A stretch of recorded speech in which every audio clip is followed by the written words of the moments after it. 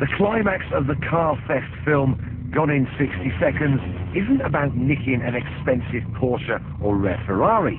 The writers made the ending about a car with far more charisma, a Ford called Eleanor, a 67 Mustang GT500.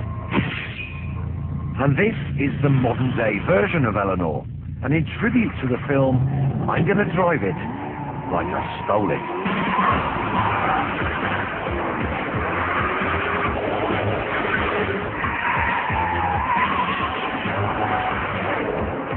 The modern-day Mustang has been an amazingly popular car for Ford, and this is the ultimate example. In America, this car will cost you a ridiculously cheap £25,000, but if you want one in Europe, well, you've got to import it yourself. Once the tax man, the VAT man, and all these extra duties have been applied, it's going to set you back around about £40,000. The upside is that you get lots of lovely power, 500 horsey power to be precise. It's got a supercharged 5.4-litre V8 with cylinder heads from a Ford GT supercar and throttle bodies from a V10 truck engine. And of course, then there's the Le Mans Go Faster stripes. Every little helps.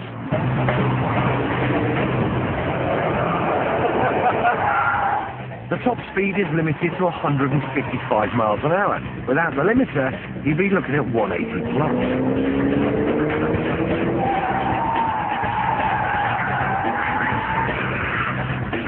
So we're doing 40 miles an hour in 6th gear, and we're pulling just over 1,000 reps. So let's see what the engine's like. 2nd gear, then 60, 80, 100 miles an hour.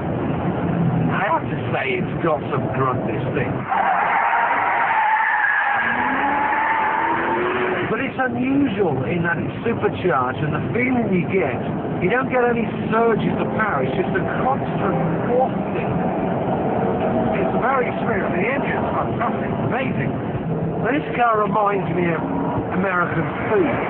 You know, it's not very sophisticated, it's pile everything up as much as you can on a plastic plate. Want some more? Want some more power?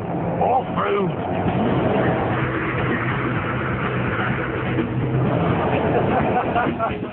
It's a basic old-school approach to making a sports car, and that theme continues inside.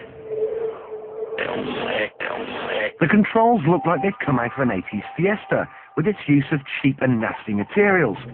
A serious lack of imagination from Ford. But who cares if the inside's crap? Just look at the outside. It's uber cool. It looks great, and what's more, it even comes from a cool place. Flat Rock, Michigan. But then again, we've got some cool places in England. We've got Cowley, Swindon, Dagenham. The other area where the cheapness is obvious is in the handling. This isn't a car that feels like it's had state-of-the-art computers working on the suspension geometry, or in fact anyone who knows anything about suspension at all. Now, having read the Ford press pack and their marketing blurb, they would have you believe that this car has remarkable handling.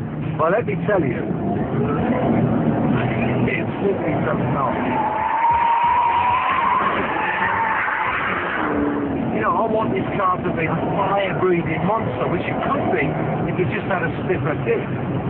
You know, to get the car to oversteer, to have any sort of fun with it, you've got to be a bit brutal and throw it into corners. I mean, I'll show you. Here we go. Now we've got straight.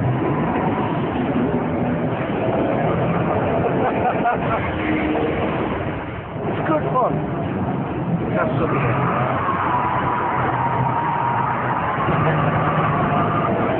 It may look graceful, but the point is you've got to work really hard behind the wheel to get it to do this. If it's got £25,000 per litre, then yes, you'd want to have one because it looks fantastic. It's got a great engine, okay, it doesn't handle very well, but it's good fun. But at 40 grand, it's got some stiff competition. For similar money, you could get a Porsche Cayman or a BMW M Coupe, both of which have a lot more handling finesse. But it's worth remembering the Shelby Mustang GT500 is the cheapest way to get a production car with 500 horsepower, even if you do have to import it yourself.